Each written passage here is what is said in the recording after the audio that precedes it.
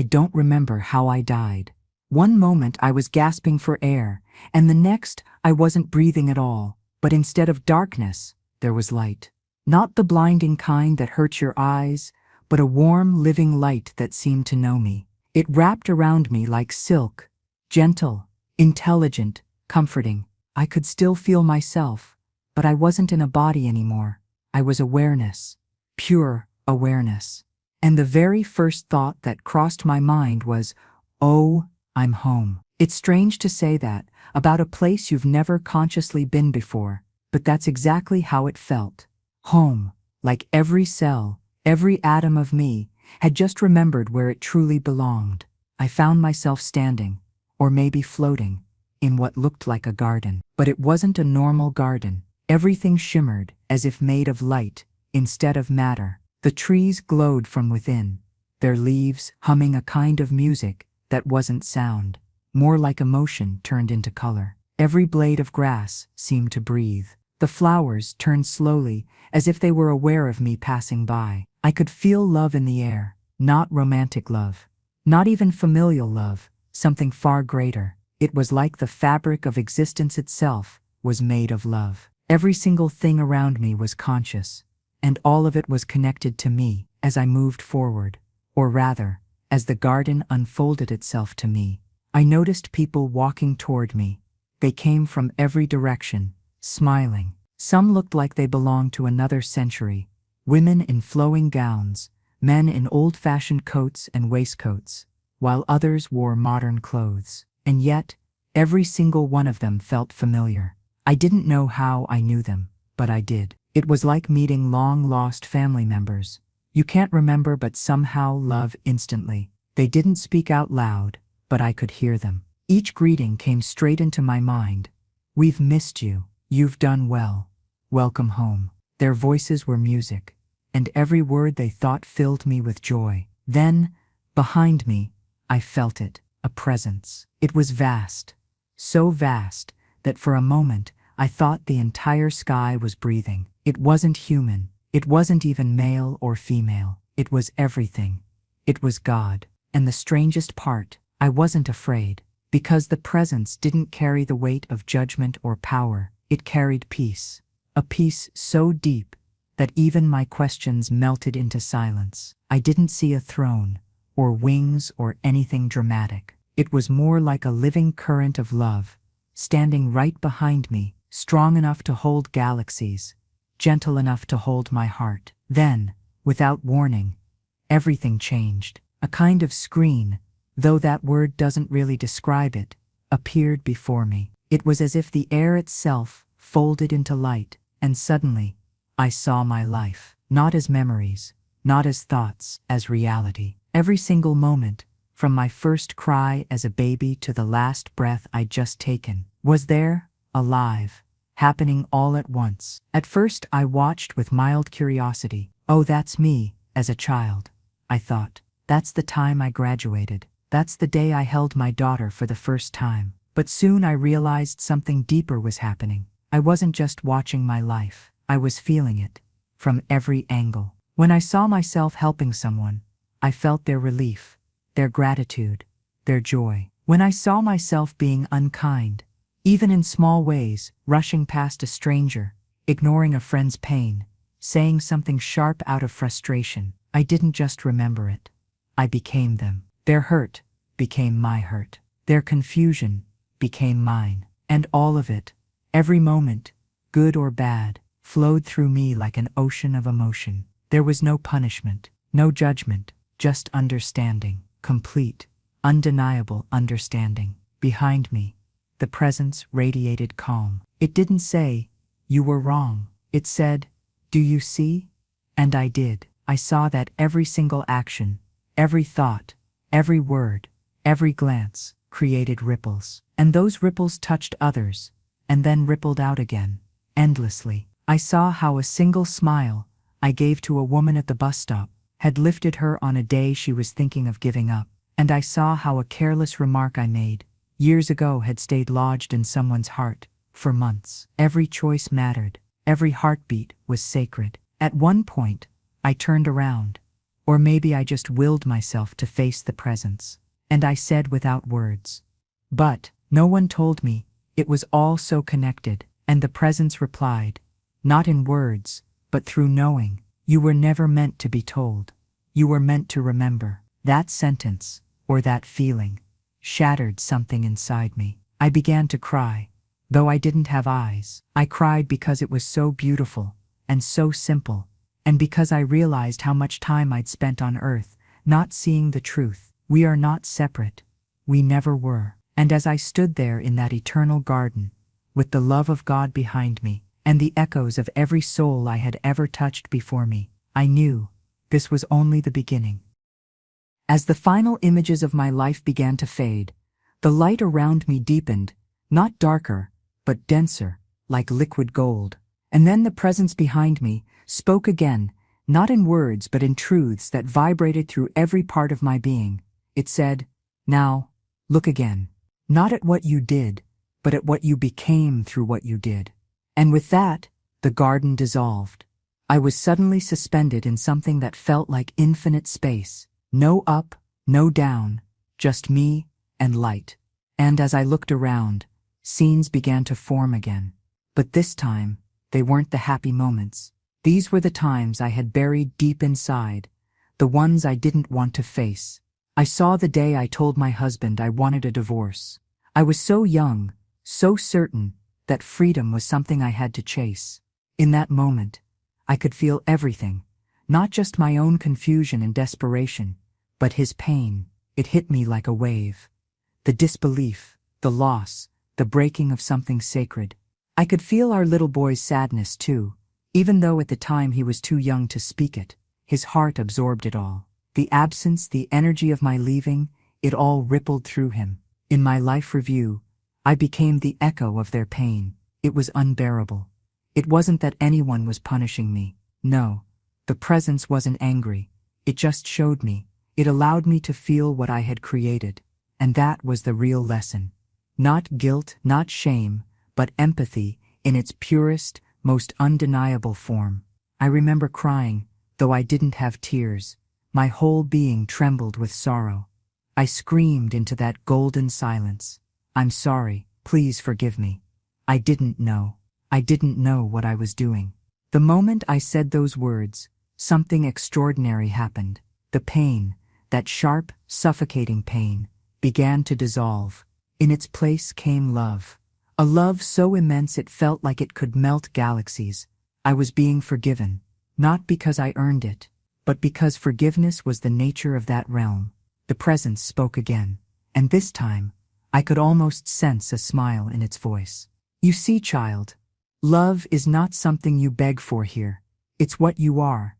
You were made of it. You return to it. You cannot lose it. Only forget it. Those words, they filled every part of me, and I realized that for every mistake I had made, for every moment I thought I had failed, there had always been grace waiting quietly underneath. The review continued. Now I was seeing the smaller things, the moments I had brushed off as nothing. The day I snapped at a cashier because I was late for work. The time I ignored a friend's phone call because I didn't have the energy to listen. Every tiny choice came back, but not to shame me, to teach me. In those moments, I could feel what the other person felt, that tired cashier who went home feeling unseen, that friend who cried alone and thought she didn't matter. I felt their feelings inside my heart, and then the presence showed me something beautiful.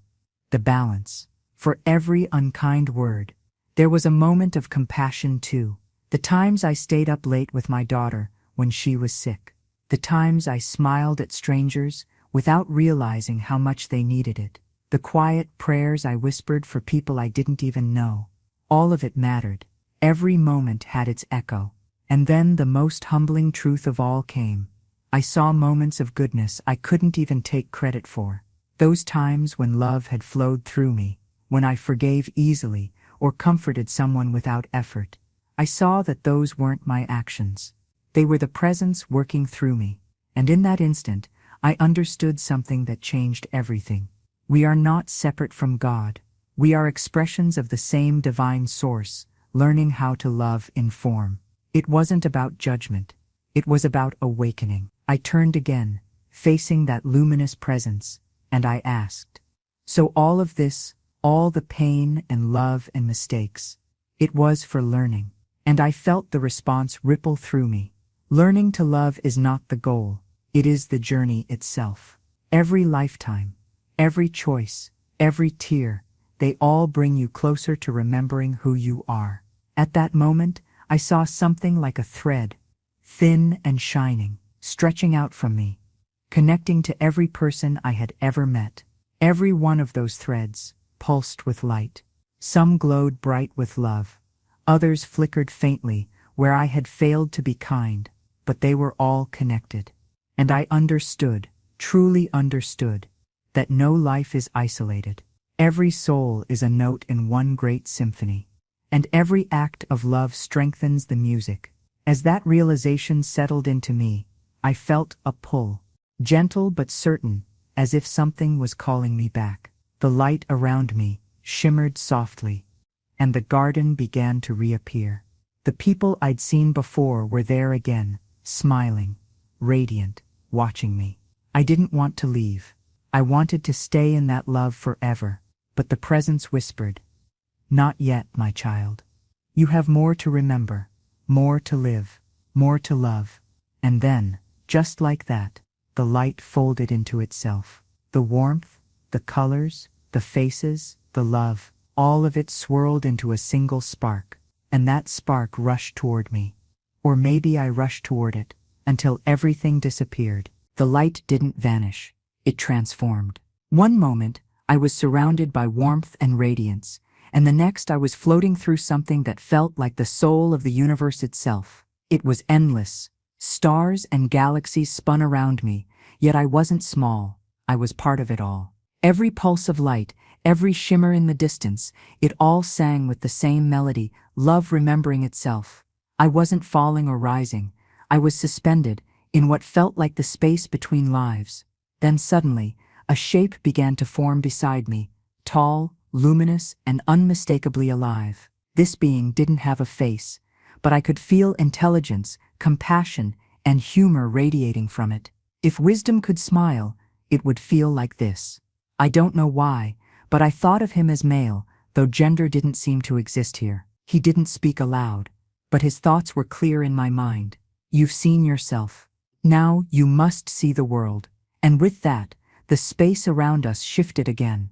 It was as if the stars turned into scenes, billions of small glowing points forming visions before me. I saw Earth, blue and fragile, spinning in a vast ocean of black. I saw nations, people, movements. I saw us, humanity, playing out the same lessons I had just learned individually, but on a global scale. I saw wars erupting like fire. The fear, the ego, the greed, it all pulsed through the planet like a heartbeat out of rhythm. I could feel the pain of mothers losing children, of soldiers terrified but following orders, of innocent souls crushed under causes they never believed in. And yet, woven between that chaos, there were threads of light, a nurse gently closing the eyes of a patient with love, a teacher buying lunch for a hungry child, a stranger helping another up after a fall. Each small act sent out ripples that intertwined, overlapping the darkness like golden threads repairing a torn fabric. I realized then, the light always wins. It might not be louder, but it lasts longer. The being beside me showed me more. I saw forests breathing, oceans shimmering with life, and animals, not as lower creatures, but as souls with their own sacred contracts. Every fish, every bird, every leaf on every tree, all were part of the same divine consciousness. Then, almost like a movie fast-forwarding, I saw humanity's future. It wasn't fixed, it was fluid. I saw two possible paths, one of harmony and awareness, and another of further division. And the difference between them wasn't politics, religion, or even technology. It was how much love we choose to live with. That was the key. Every time one person chose compassion over cruelty or understanding over judgment, that light shifted the entire balance of Earth, even if no one noticed. At one point, I asked the being, not with words, but with my heart, Why is there so much suffering? Why do we have to feel pain to learn? And his answer was simple but profound. Because without contrast, love has no meaning. Without shadow, you would never recognize the light. He continued, pain is not punishment. It is invitation. Every heartbreak, every loss, every dark night is a doorway to deeper awareness. The soul doesn't grow in comfort. It expands through surrender. Those words settled into me like sacred fire. I looked back toward Earth, our tiny, spinning world of noise and beauty, and I saw it differently. It wasn't a fallen place. It was a classroom. Every person down there was learning, remembering, stumbling their way back to love. Some through joy, some through pain, but all of them progressing, even when they didn't know it. The being extended what looked like a hand made of light, and as he touched me, the visions changed again. Now I was standing in what I can only describe as a city made of energy. The structures around me weren't made of stone or glass, but pure, intelligent light. Every wall pulsed with awareness. The air shimmered with color that didn't exist on Earth. There were other souls there, radiant, peaceful, each one shining like a note in an infinite chord. They didn't walk, they flowed. They greeted me not with words but with recognition. I knew them, all of them, though I couldn't recall from where. They felt like family from lifetimes I had forgotten. One of them, an older woman with the gentlest energy I've ever felt, came close and said softly in my mind, "You've done well, but your journey isn't over." I felt a pull in my chest, a deep ache. "You mean I have to go back?" She nodded, smiling. "Yes. You've remembered what you came here to remember. Now you must live it." The being beside her added, "Every act of love you bring back changes the whole world. Go and teach, not with words but with presence." And then, for a brief moment, they showed me why I had to return. I saw my family, my daughter, older now, standing at a crossroads in her own life. I saw her face, lost and searching, and I knew she needed me. I saw people I hadn't even met yet, strangers whose paths I would cross, whose lives would be shifted by a single act of kindness, a conversation, a moment of listening. That's when I understood. Our lives are not random. Every meeting is sacred. I looked at the being and whispered through thought, "Will I remember this?" He smiled. "Not with your mind, but your soul will never forget." The pull became stronger. My vision blurred. The city of light began to fade. The golden hum of the universe turned into a steady beep, beep, beep, and then pain, cold, weight. I gasped for air. My lungs burned. My eyes opened to fluorescent hospital lights. I was back. A nurse was shouting my name, her hands pressing against my chest. I could hear machines, footsteps, panic, and then tears. Someone said, "She's breathing," but all I could do was cry softly, not because I was scared, but because I missed home. When I opened my eyes, everything felt strange. The hospital lights were too bright, the sounds too loud, and my body felt heavy, like I was being pulled down after floating for years. Someone was calling my name, "Lauren, can you hear me?" I wanted to answer, but my throat hurt. I just blinked and tried to breathe. And in that moment, I realized something. I was back, but it didn't feel like a miracle at first. It felt like loss, because the first thought that came to me was, where is the light? I missed that place so much. The warmth, the peace, the love that filled every part of me, it was gone. What was around me now felt hard and cold. I could hear machines beeping and people rushing, and I remember thinking, Earth feels so loud. As I lay there, my mind tried to make sense of what had happened. Part of me thought, it must have been a dream, but deep down I knew it wasn't. Because dreams fade, they blur around the edges. But this, what I saw, what I felt, it was more real than this world could ever be. A nurse leaned over me and said softly, "You're safe now." And I smiled weakly, because she didn't know. I had just come from the safest place there is. When I finally went home, things didn't feel the same. The air smelled different. Food didn't taste the same. Even the people I loved felt distant somehow. It wasn't their fault. It was me. I had seen what waits beyond this life, and it made everything here look different. I started noticing small things I had never cared about before. The way sunlight touched the curtains, the laughter of children outside, even the sound of rain. Every little thing felt sacred.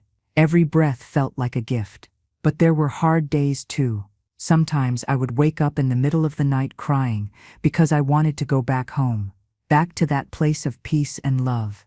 I missed it so deeply, it hurt. I would close my eyes and whisper, "Please let me remember." And sometimes I could still feel it, that soft golden light, that calm voice that told me, "You are love." For weeks, I didn't tell anyone what happened. I was scared they'd think I'd lost my mind. But the more time passed, the harder it became to keep quiet. The truth was too big to hide. So one day I told my daughter. We sat on the couch, and I said, "Sweetheart, something happened when I died."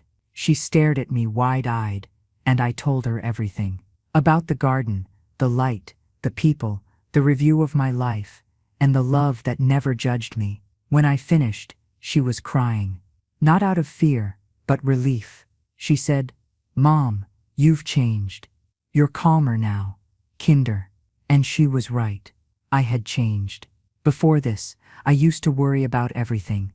Bills, work, what people thought of me. But after what I saw, none of that mattered anymore. I didn't come back with fear. I came back with peace.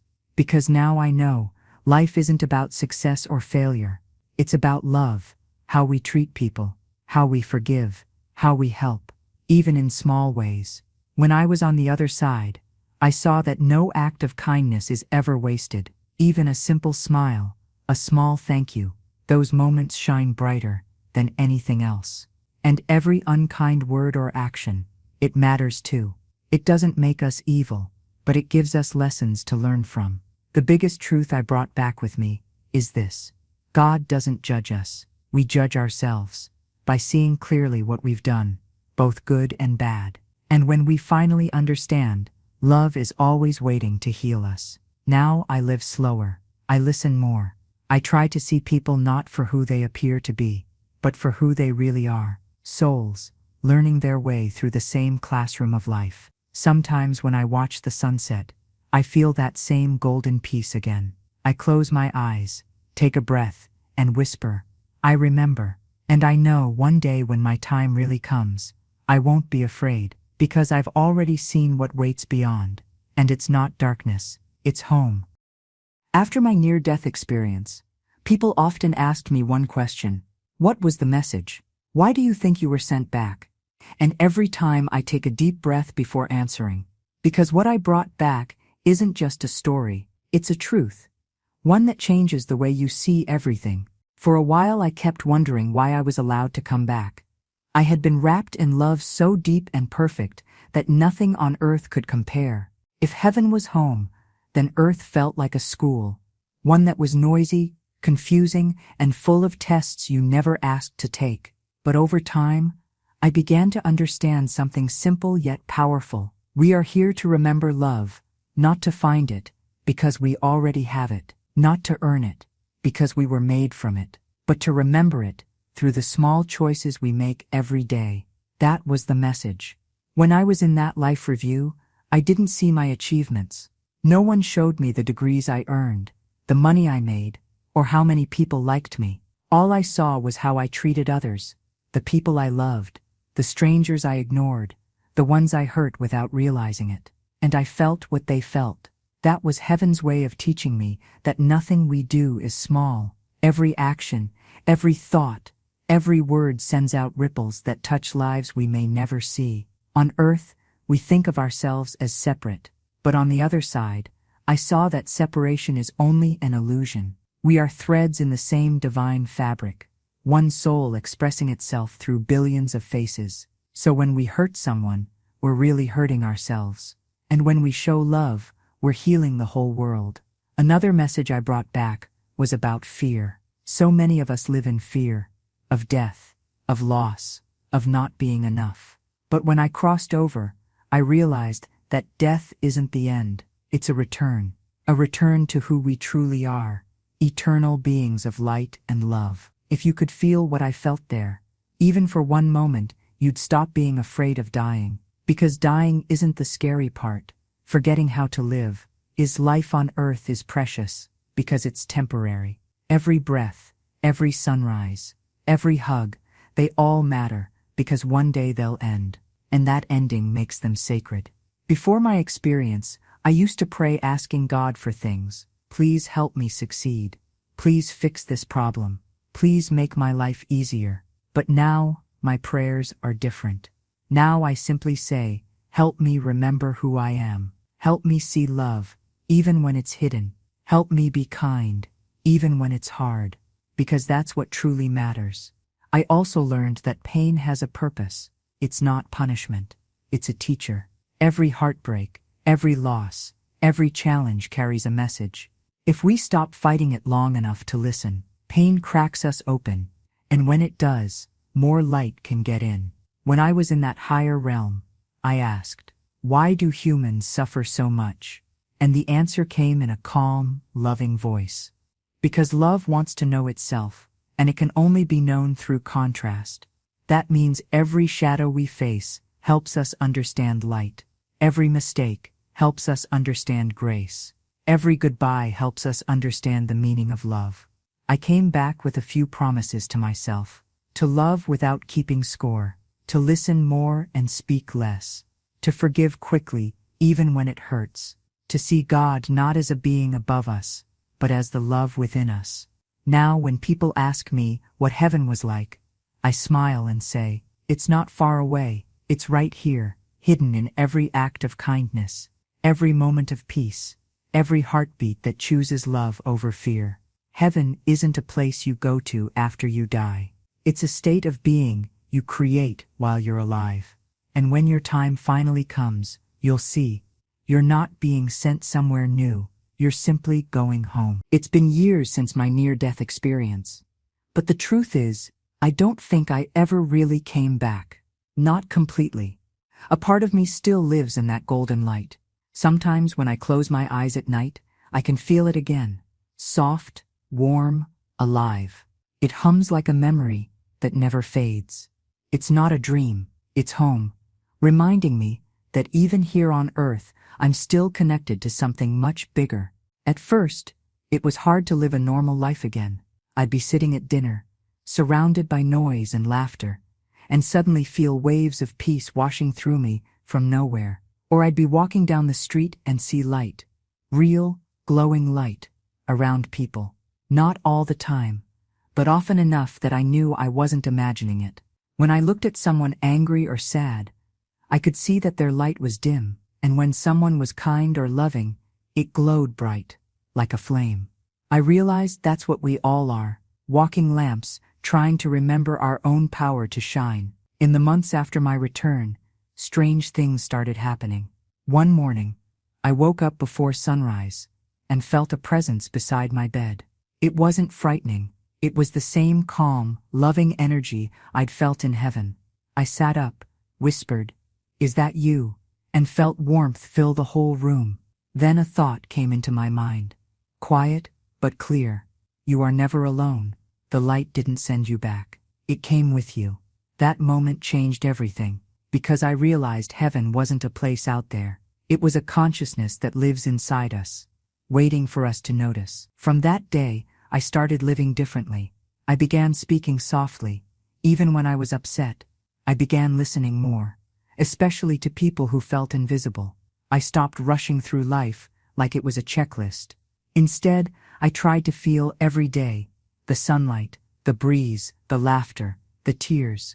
Every time I caught myself judging someone, I remembered the life review, how I had felt every ripple of my words and choices, and I'd stop, take a breath, and try to respond with love instead.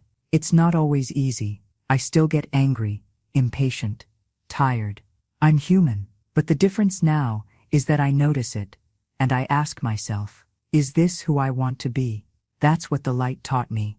Awareness is the first step to transformation. One of the most beautiful things that's happened since coming back is how people are drawn to talk to me, even strangers. I can be sitting in a cafe, and someone will suddenly start telling me their deepest worries or stories about losing a loved one. At first, I thought it was coincidence. Now I know. It's energy. The light inside us recognizes itself in others. When you carry peace, those who need peace are drawn to you. I've also seen small miracles, things that used to make me doubt before. Once, a close friend's mother was in critical condition. We prayed together, not begging for healing, but simply surrounding her in love. A few hours later, her condition began to stabilize. Doctors couldn't explain it, but I could. Love is medicine. It always was. People sometimes ask me if I still fear death, and I tell them honestly, no, not at all, because I've seen what waits beyond. And it's not darkness, it's not punishment, it's love, multiplied beyond imagination. What I do fear now is forgetting to live with love while I'm still here. That's the real death, to walk this world with a closed heart. So I remind myself daily, every person I meet is carrying their own pain. Every act of kindness matters, and every moment is an opportunity to bring heaven a little closer to earth. Sometimes I sit outside at night and look up at the stars. They don't feel far away anymore. They feel like home. And I whisper a quiet thank you for the second chance, for the love I was allowed to see, and for the light that never left me. If there's one thing my story can offer you, it's this. You don't have to die to experience heaven. You only have to live with love, because heaven isn't waiting after life. Heaven is hidden within life, in kindness, in forgiveness, in every heartbeat that chooses love over fear. And when your time comes, when your breath finally fades and your soul steps beyond, you'll remember what I did. You'll look into that endless light and whisper, oh, I know this place. I've been here all along. It took me years to understand why I came back. At first, I thought my experience was meant just for me, a gift, a secret glimpse behind the curtain. But the more time passed, the more I realized something deeper. It wasn't meant to stay with me. It was meant to be shared. Because what good is seeing heaven if you don't help others see it too, even while they're still alive? After my recovery, I started talking about what happened, quietly at first, to close friends, then family, and eventually at small community gatherings. Each time I spoke, something magical happened. People began crying, not from fear, but from recognition. They'd say things like, "I've felt that peace before, in prayer," or "I had a dream that felt just like that garden you described." And that's when I knew heaven wasn't a story I had to convince people to believe in. They already knew it. Deep down, we all do. We just forget. So I made a decision. If I was sent back to remember love, then my purpose was to help others remember it too. That's how my journey as an interviewer began. I started reaching out to others who had gone through near-death experiences. People from every walk of life. Some were doctors, some soldiers, some young children, some atheists. And yet, their stories were almost identical. They spoke of light that knew everything about them, of a love that forgave everything instantly, of a life review that wasn't punishment, but understanding, of realizing that we are not our mistakes. We are souls learning how to love. Each time I listened, I cried, because even though their voices were different, their message was the same one that had been whispered to me. You are loved beyond measure. You were never alone, and death is not the end. I began recording their stories, not as evidence, but as reminders. And the more I listened, the clearer it became that heaven was not somewhere else. It was a living truth, woven through every heart that chooses kindness. One man told me that in his life review, he saw how even his smallest acts of compassion, helping a lost dog, comforting a friend, created ripples that spread through generations. A woman described being greeted by ancestors she didn't even know existed, who told her she was continuing their story of love.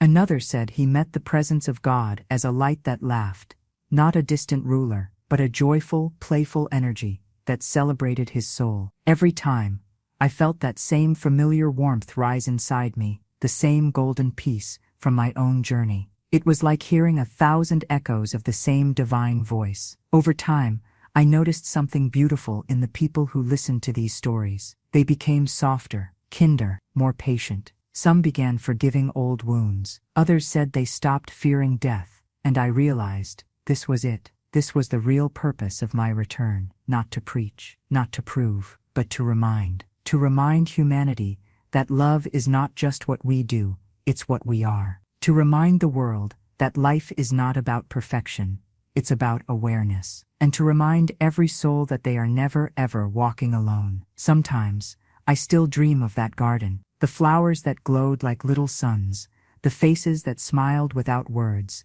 the warmth that had no limit. But now, when I wake up, I don't cry for it, because I've realized something beautiful. Heaven didn't end when I opened my eyes again. It came back with me, in my heart, in my words, in my purpose. And every time I sit across from someone sharing their own story of crossing over, every time I see that look of peace wash over their face, I feel that same golden light return. It fills the room, it fills me, it fills us. So if you're listening to this, maybe this message was meant for you too. Maybe you were meant to remember that you are loved, that your life has purpose, and that everything you do, no matter how small, is part of a divine ripple that never ends. Because the truth I brought back is simple, and it has never changed. We come from love, we return to love, and in between, we are here to be love. If you're hearing my voice right now, maybe you've lost someone, maybe you're afraid of death, or maybe deep inside, you've always felt that there's something more, something beyond what we can touch or see. And if so, I want you to know this. You're right. There is more. But it's not far away. Heaven isn't across some unreachable border. It's closer than your own breath. When I was on the other side, I learned that love never dies, not once. When someone leaves this world, their body may rest, but their spirit doesn't vanish.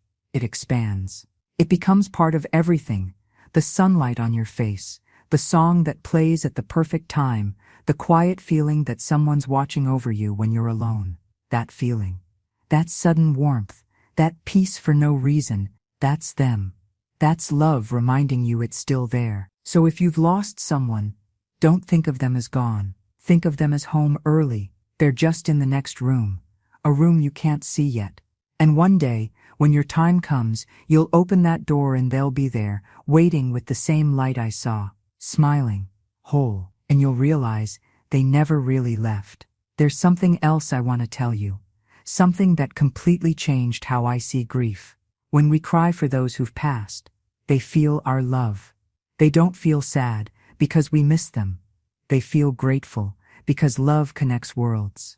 Our tears are like threads of light reaching across dimensions, so don't be ashamed to miss them. Grief is just love with nowhere to go. And when you send it upward, trust me, it reaches them. I also want to speak to those who are afraid of dying. Please don't be. Death isn't a punishment. It's a passage. It's not the closing of a door. It's the opening of your true home. When it happens, you won't be alone. You'll be surrounded by love, so powerful, so intelligent, that every fear you've ever carried will dissolve like smoke. You won't be judged. You won't be shamed. You'll simply be understood. Every moment of your life will unfold before you, not as a list of rights or wrongs, but as a story of growth, a chance to see how your actions shaped others and how you became who you are. And through it all, you'll feel one constant truth. You were loved every second, even when you thought you weren't, even when you couldn't love yourself. Since my return, I've met so many people searching for proof that heaven is real, that God is real, that something exists beyond this life. And every time I tell them, stop searching outside yourself. Close your eyes.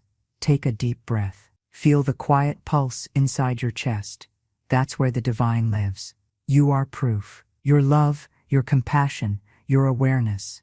That's heaven expressing itself through you. If you want to feel closer to the other side, you don't need rituals or signs. Just love more deeply. Forgive faster. Be kind even when no one is watching. Because that's the bridge between worlds. Not belief, but love.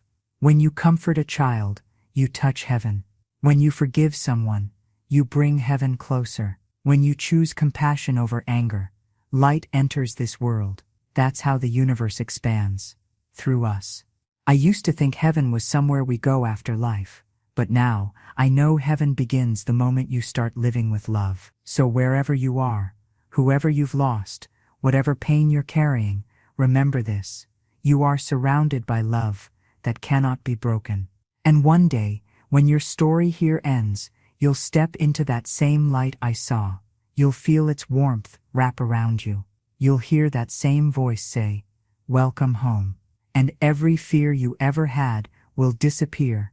Until that day, live fully, love freely, forgive quickly. And never forget, the light that waits for you has already been shining inside you all along.